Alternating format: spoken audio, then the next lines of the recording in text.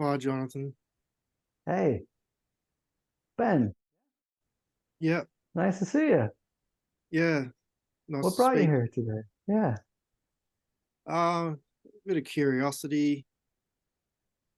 Really, I wanted to speak to you, so I guess I don't really say this proudly because I think it's a bit of a impediment. But being a Mm. seeker, it just comes to this point in my own personal understanding about a larger part of me is giving up on the seeking. Uh-huh. Starting to see it as a pointless endeavor. Uh-huh. Um, and there's a little bit of trepidation around that because like, oh my god, what does that mean, Yeah. because oh no, that person's had these spiritual experiences and Right. they've got the oneness and I don't, and having to work through the the knitted mess of Yeah. beliefs and Yeah. thought and emotions It's a lot, isn't it? that all seem to be on top of what everyone keeps pointing to. That's a very, very astute way to put it, actually. Let's break it down a little bit. Back in the day, I would have refused to refer to myself as a seeker. I didn't like the connotation. And the juncture of that, the point where someone says, I'm seeking, this is getting old, man. I've been at it for a while. Where the hell is this even going anyway? It's such a double-sided thing because on one hand, I understand very clearly that that can be a place where there's all these sort of what about what ifs pop in. It's really a pretty heavy layer of judgment, really. It's quite heavy. Often there's a little bit of a layer of fear in there that just says, what if I'm not making it or I'm not going to make it or something along those lines. And uh, Unworthiness. Yeah, unworthiness, sure. I haven't done enough. Why do these jokers have these experiences and I don't? It's basically one version of saying, "Fuck you, God. Why not me?" You know, that gets to be a pretty heavy duty layer right there. And one of the things that's lost in all of that is that when one gets to the point that you're in, there's actually a little hidden gem in it because what it offers is often the beginning of a part where there's a part of your mind that says maybe I don't want to cling to this one either. Maybe I'm getting so tired of this, maybe I'll even begin to let this one go too. I sure am tired of it. It's a real pain in the butt to hang on to it at this point. In fact, every time I do hang on to it, I feel worse.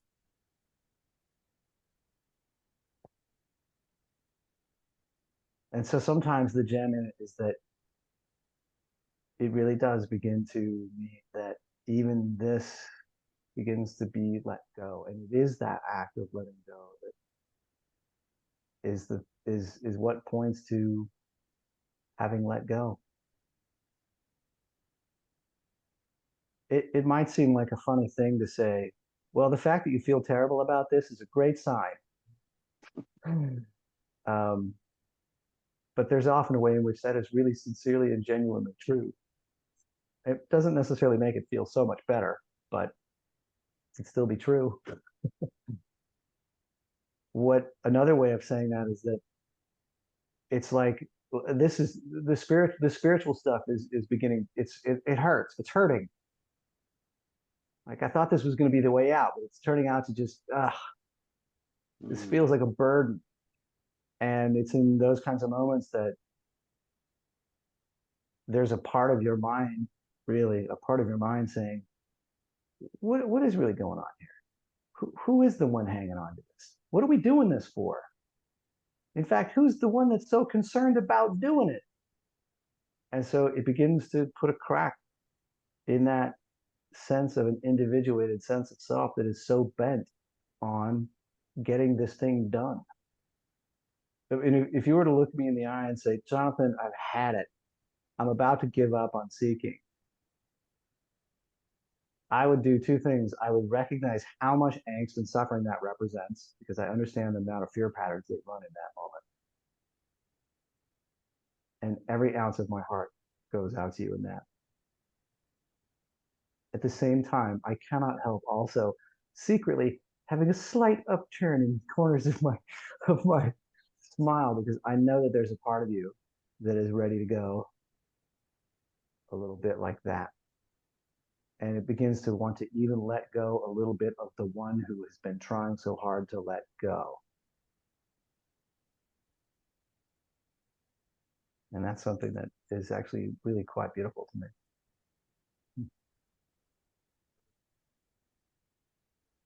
The thing is that when you look at someone that's had a near death experience, could be me, there's gazillions of them on the internet these days, or some other transformative spiritual experience, or had an awakening experience, or whatever. But one of the things that's true is that it's essentially somewhere between difficult and impossible for any of us to see the whole story. We don't see what they went through before. We don't see what they're about to go through in the future. And all right, so we know they've had this experience, and that experience was for some reason appropriate and timely for them at this time. We don't really know necessarily why exactly. And one of the reasons that sometimes people don't go through things like these is because that's just not the way that they're going to best understand the lesson. If you look at a vast majority of the story, a vast many of them, you could easily get to a point where you might think to yourself, "Oh, I'd love to have the lesson, but that would be horrific to go through." And the fact is that because of there's whatever something like 8 billion of us on the planet these days, and absolutely every single one of those seemingly separated fragments of 8 billion have their own unique path. We share a lot in common. We have far more in common than we have different, but we still have to travel our own path. And so for you or for anyone else you might look at, one of the reasons that you haven't had that experience or aren't going to have that kind of experience is because you don't need it. You need something that is different, something else, something that is unique to you, something that you don't even know what it is yet. And you will know by the time you get to it because you'll be doing it. Their story, my story, is not remotely necessarily a model for yours. Yours is going to be unique. Sometimes in this seeming phase of the dream or this life or whatever we want to call it, you've already had some of those experiences. That's how you got to where you are today. And that's why you don't need them now. In some cases, they are coming. And all you can do is plow forward, good brother. Keep going. Keep going and keep going. There is no one on the planet, there is no such thing as a fragment of God that doesn't end up being fully aware of the reality. That is the unquestioned destiny that every seeming separate one of us will come to eventually, even if it seems like it takes a while in terms of time. That's a really fancy way of saying we really are all one. So while there are certainly phases of the journey where we could be impatient and upset and frustrated, which makes a lot of sense given the framework that we've had, the fact is that the destination is absolutely sure because it's already there. It's already done, frankly. For you, all it really is a really sincere encouragement. You're not going to do this except by your own pathway. We do have a lot more common than we have in different, but you still got to do your own pathway. And it's coming. And that's it. Keep going. What you said about judgment is going to be one of the clearest, cleanest signals that you have. And I mean that for you going forward right now.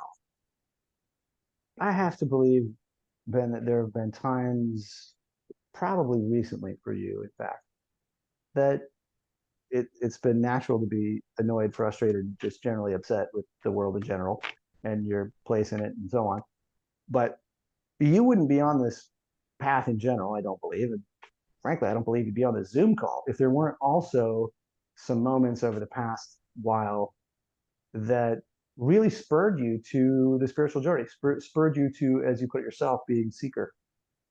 There have been some moments in which you felt something really compelling that you thought, even if you couldn't figure out what or why exactly what it was all about, you were like, I need to go be pointed in that direction. Is that fair? When you say more recently, do you mean in I what mean, over time? let's say the past year and a half or two, like in the last couple of years. Oh, definitely, definitely. Yeah. Sick about 8 months ago, basically I tried to force myself to become enlightened. Ah, And that was an experience of smoking this toad venom from Mexico called yeah, 5-MeO DMT. yeah. And I did it with a group of 10 people. And anyway, I was the only one that at the end of it was asked, how was your experience? And I Hmm. was like, that was traumatically healing. Uh-huh. And it changed a lot about my seeking because over the coming months, like my life just fell apart. Hmm. It was already falling apart, but it accelerated. And what Hmm. came about it was this understanding within the muck was Hmm. that actually I'm not doing anything. Hmm. And the whole problem, and I think you were touching on it, and I can accept this mentally, but it still has Yeah, not gone into the heart yet, yeah, is that I'm not the doer. It's like right. the ego within me, which I know I think I am, Hmm. coming to the conclusion, which I believe this is what you're talking about. And if I'm wrong, I'm wrong. It's okay. Nope, you're right on target. It's letting go, going, oh my God, there's nothing I can do to make this happen. And so it's like God is going, just relax. Well said. But So, within that, then yeah, there's this fear that comes yeah, up yeah. because I spoke to you in that comment. Every now and then I touch on it, and it's not because I go and touch on it; it just Hmm. comes up, Hmm. and it's this fear of death, and it's not the Hmm. fear of death; it's the fear of never dying, of, of never ever dying. Uh-huh. Yeah, And the mind's like, what's that going to be like? yeah. Eternity in like how do I Right, don't know how to do that, and it's like right. that's where it's Yeah, at. It's at this yeah, loggerhead. yeah, We're starting to realize you can't do this. yeah. It's up to you. Right. You can't make this happen. Let's go for a minute to something you just said a moment ago, which was basically you said your life wasn't yours or something like that. Yeah. Yeah. There was an aspect of your beingness that was beyond the machinating of your human egoic mind. Is that a fair way to put it? The sense I get, because all I know is the me, Mm-hmm. and the Wow. me, which I think I am, Mm-hmm. had this understanding that it's not doing anything. Okay, And good. what I saw was that my entire life was based on a false premise, Okay. And the false premise uh, was, based on a lot of arrogance and ignorance. mm-hmm. And the arrogance and the ignorance that I speak of was to do with this seeking, that Okay, if I did something, then I would receive right, this magical great, enlightenment, great. would Okay, end my pain and suffering. right. Let's stop right there. Now we're getting to it. So, see if you can touch for a moment. I believe you can. Well, to me, this is the sort of thing we go together in, actually.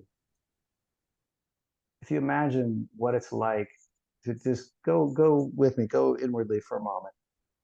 I'm going to close my eyes for a second. Just again, I want to just reiterate what you said, which was there was a part of you that recognized there was this other busy part that had been really invested in doing stuff. And much of that doing was about getting enlightened, and that there was something about that that was arrogant and quite busy.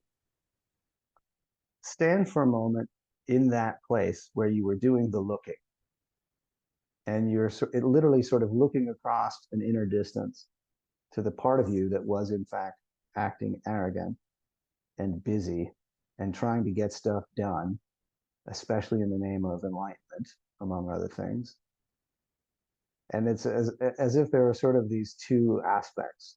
One of them is the arrogant, busy one, and the other is the one that is recognizing that. Okay? One that is recognizing the one over there that's being arrogant is itself essentially just sort of seeing it, just recognizing it. It is itself not arrogant, it's just recognizing that what's going on over there. It's just kind of still, it's kind of quiet. It's just like, well, yeah, I can recognize that from here. But the place from which that's being recognized, does it not have a little different quality? It does, doesn't it? It can recognize that there was a kind of arrogance there, but it is itself, the one doing the looking, doesn't really have the arrogance. It could see it and identify it as having been arrogant. Could also have simply said misguided.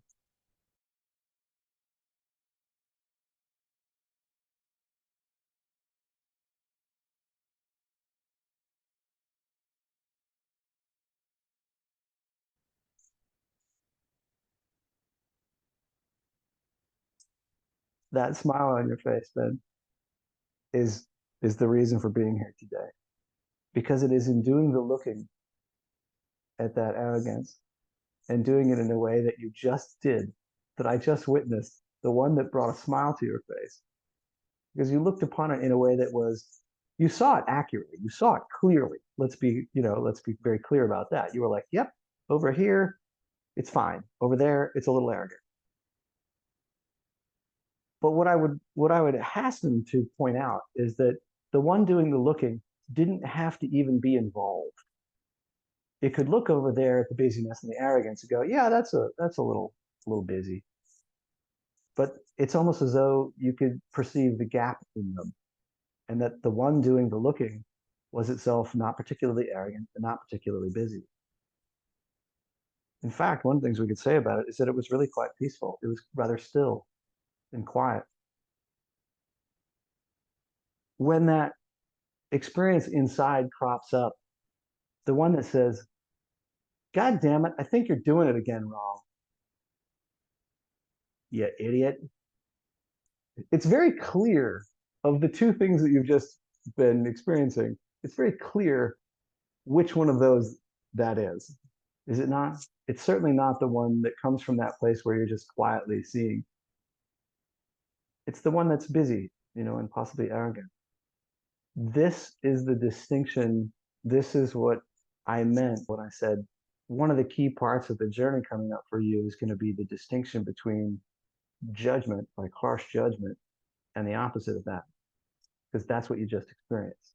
What you experienced was being able to sit in that moment of peace and quietude, and you saw with great clarity. And we all know you can't really do anything unless you know what the hell is going on first. Unless you can understand and see something clearly, you can't really understand it. And most of the time, if you can't understand something, it's very difficult to do anything meaningful. So one of the things that just took place was that you got to see something very clearly. And one of the reasons it was so darn clear is that you got to see it from your deepest being. And in your deepest being, you were still and you were quiet. You attacked nothing. There was no way, in any way whatsoever, that you had to reach across that distance, reach into that arrogance, and turn a crank. You didn't have to fix it. You didn't have to do a couple of Hail Marys. You didn't have to do any penance. You sure as hell didn't have to try hard. You didn't even have to take frog venom and, stuff like that.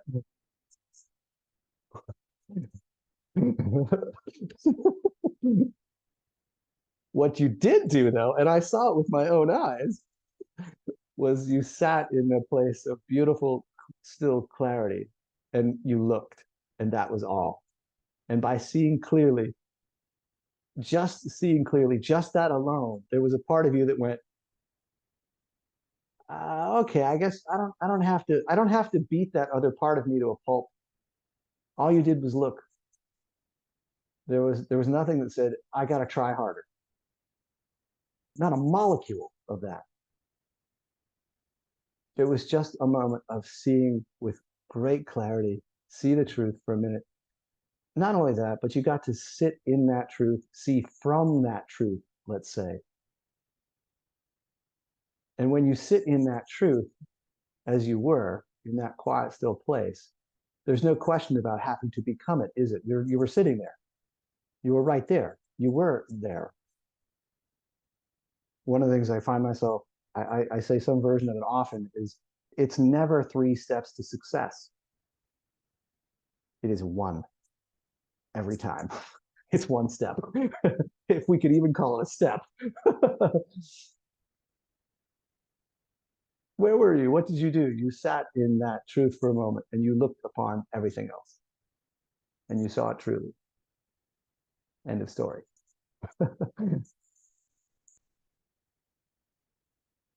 And when it comes to getting back into the warp and weave and the busyness of everyday life, you'll begin to see the contrast, Ben, between the old way, which is an old groove. It's one a lot of people share. I can relate to it too, where there's a part of the mind that just says, damn it, I don't think you're doing it right. I'm pretty sure you're fucking this up. And it's pretty harsh. I mean, there's a lot of versions of that internal voice. And for a lot of people, it is a sledgehammer. It certainly has been for you sometimes. But what you've just experienced is the opposite of that. That's why it's a useful moment. It's the light that shows you another way. Because what you just went through, the experience that you just had, is the opposite of saying, knock it off, you idiot, you screwed it up again. It's the opposite of that in every way. And it can take sincere, mindful practice to get out of that rut. It's a pretty deep rut for most of us. But what you just experienced is the light that turns you in a little bit of a different direction than that old way. And this next period is going to be the period in which you begin to recognize the difference between these two things. Because one of them has seemed like really the only way, frankly. But there is an alternative, and you just experienced it. So it is going to be a journey in the coming period where you are faced with that difference. So what that really means is that you're probably going to fall back in the old ruts, but you now have something you can lean on and say, oh, wait a minute, that's not the only way. In fact, I remember what that felt like. I was there. In fact, let's be honest too, I didn't do anything. You were the one that had the experience. There was no moment in your experience of that in which you felt I reached into you and grabbed a lever. It was you 100%. Was it not? You could say I had nothing to do with it at all. It was all you, brother. Amen. Here's what that means. It means that means you wholly and completely, unquestionably, are in fact the solution. You. The answer that you found now was, in fact, like the old saying goes, within you. That's good news. It means if you got yourself into this, you can, in fact, get yourself out of it. It also means the corollary to that is that there is no one else that can get you out of it, is there? Could someone else do what you just did for yourself? Could they really, I mean, could someone else somehow reach inside your mind and change it, that's good news. As humans, we have an amazing capacity to cover over stuff that we know or ignore it, or just get distracted by other things and sort of quote unquote forget, at least for a minute. But that mindful act of remembering the experience here, that there is another way, and it was gentle, and it was easy, and it was natural. Basically, remembering that over and over when you fall into the old rut is the practice that you have now. You could call it meditation, you could call it mindfulness, you could call it a million things. You could do it sitting on a meditation cushion, you can do it walking down the street, you can do it talking to somebody on the phone. It doesn't really matter the venue. That's still going to be the practice in a nutshell.